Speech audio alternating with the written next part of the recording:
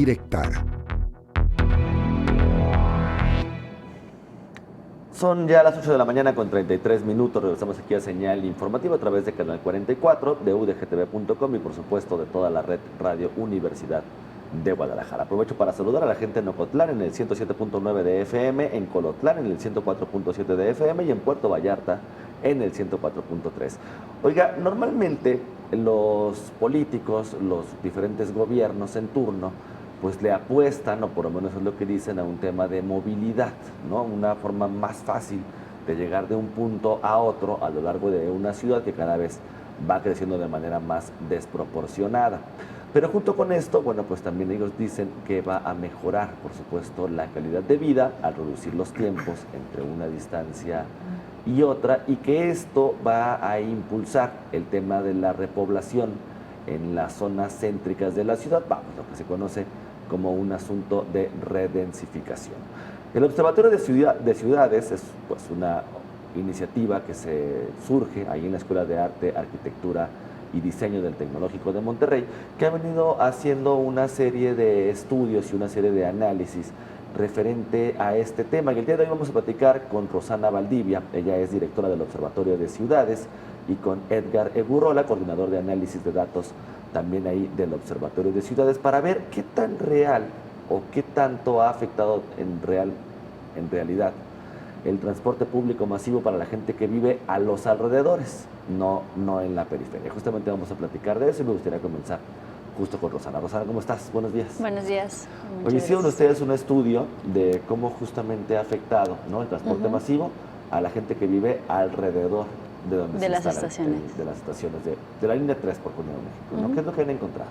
Sí, nosotros empezamos midiendo la proximidad en la ciudad en general. Queríamos ver en tiempos de COVID a quién tenía más cerca, caminando, ¿no?, los servicios básicos.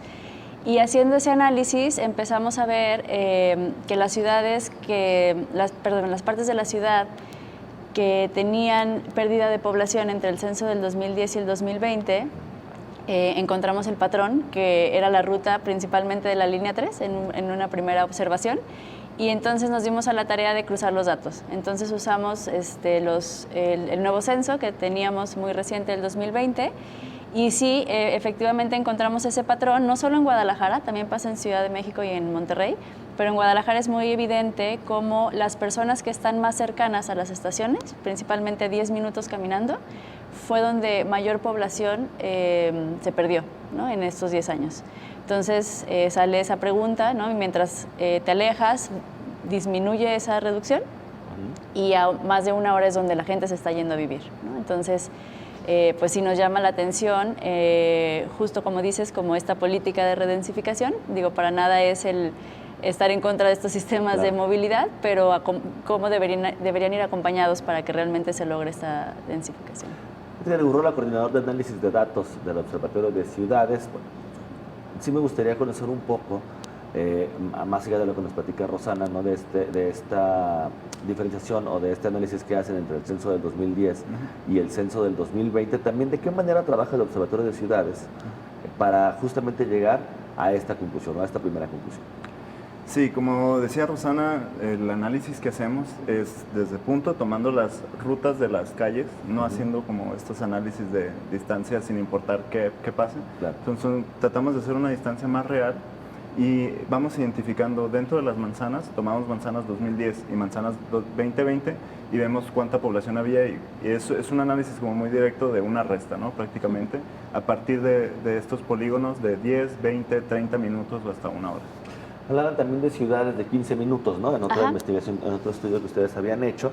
Bueno, llegan después a la conclusión de que se están abandonando, ¿no?, las casas cercanas a las estaciones de la línea 3 del tren ligero. Esto también seguramente les ha llegado a otras conclusiones, el incremento de la vivienda, el tema de seguridad. ¿Hacia dónde va, una vez ahora que ya conocen que las distancias de más de 60 minutos están más pobladas, ¿no?, en cuanto a cercanía con las estaciones? ¿Qué otros parámetros se abren de investigación y a qué otras conclusiones han llegado? Sí, justo como decíamos, esto fue como un hallazgo a partir de otra investigación y ahora se nos abren más preguntas, ¿no? Y de los temas que queremos cruzar es el costo de la vivienda, cuánto cuesta vivir, comprar o rentar una vivienda cerca del transporte público. para poder pues, identificar si eso es uno de los motivos, y también el cambio de uso de suelo, ¿no? Ver si hay más comercios, eso también puede estar relacionado al costo, ¿no? Entonces empieza a ser poco rentable para una vivienda, pero se vuelve muy atractivo para un comercio, ¿no? No son zonas que están muertas, creo que hay mucha vida, pero se deja a un lado garantizar quiénes viven ahí, ¿no? Y si estas apuestas van para incrementar la calidad de vida y poder garantizar la vivienda accesible, pues entonces se está quedando incompleta ahí la política, ¿no? Pues eso más bien rompe un poco el esquema y un poco el discurso, o mucho el discurso, ¿no?, de lo que dicen los gobiernos, de que justamente este tipo de sistemas multimodales, este tipo de sistemas de transporte público, pues están enfocados justo hacia la gente que vive a los alrededores, e incluso dicen que van a mejorar la calidad de vida de la gente que vive cerca de las estaciones, y lo que nos estamos dando cuenta, Edgar, por otro lado, es pues más bien hay un abandono poblacional, ¿no?, que se está yendo a las periferias. Sí, ahorita con los datos que tenemos nos permite identificar y estudiar esta dinámica que está sucediendo, pero no los motivos que hay detrás. Tenemos mucha información de otros estudios respecto a qué pasa en las ciudades que pueden llevar a esto, y probablemente no hay un motivo, sino es una mezcla de motivos. Pero de momento no tenemos información suficiente para decir es por esto o es por el otro, pero sí estamos viendo que está sucediendo. Entonces, como decía Rosana, este es un primer inicio y que nos plantea otras preguntas que podemos perseguir. ¿Hacia dónde apunta justamente la investigación entonces? ¿O qué sigue? Ahorita en el costo de la vivienda, creemos que ese es uno de los principales motivos, y porque es más evidente tal vez en la línea 3, repito, esto ocurre con las 3 líneas de tren ligero, también ocurre en otras ciudades, pero con la línea 3 es muy evidente el patrón justo en el entorno inmediato, no es todo el centro, sino en los entornos inmediatos. Y creemos que el tema de la especulación de los espacios vacantes tienen tal vez algo que ver con esto, ¿no? Entonces iremos a calcular el costo. Esto, por supuesto, va a abrir el tema de parámetros a revisar, ¿no, Edgar? Y tú, como coordinador de análisis de datos, bueno, pues seguramente también que tienes un panorama más claro. Si solamente se van a basar en los datos del INEGI, como lo señalaban, que me parece un indicador fundamental, que te habla de una diferenciación de 10 años, pero en cuanto al tema de costo, negocios, empresas y tal, supongo que también por ahí tienen que haber otras vertientes. Sí, por ejemplo, en el aspecto de negocios tenemos una base más sólida también del INEGI con el DNUE, que viene desde el 2010, año con año, hasta el 2022 ya. Entonces podemos hacer ese análisis, incluso pensar en qué pasó con la pandemia, ¿no? E identificar si en estos polígonos donde se pierde población se ganan negocios. Entonces decir, ok, hubo una conversión, ¿no? Asumir o pensar que por ahí puede ir. Con el tema de costos es un poco más complicado porque es difícil acceder a los costos 2010 como para decir, ok, mira, sí cambió o sí subió el precio. Pero estamos analizando esa ruta apenas. Es una investigación, vamos, que no va a terminar, ¿no? No, seguimos. Sigue, ¿no? Comienza con estos índices de proximidad, ciudades de 15 minutos. Ahora la parte del abandono de vivienda, por así decirlo, a los alrededores de la línea 3 del tren ligero, quizá el crecimiento de negocios, ¿no? También es parte, seguramente, de la investigación que están haciendo.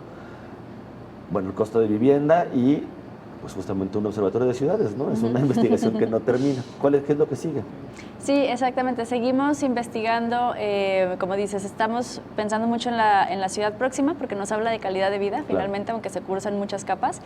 Estamos queriendo también, la pandemia nos trajo mucho a relucir la importancia de la salud, la importancia de los cuidados. Queremos ir también a medir qué tan acondicionadas están las ciudades para permitir estas tareas que en la pandemia se les dio tanto valor. Claro. Y con esto ir pues brindando información que nos permita tomar decisiones. No estamos solo queriendo apuntar o señalar, sino poner a disposición esta información para que pueda abonar a mejores decisiones y a construir políticas públicas que vayan modificando estas tendencias.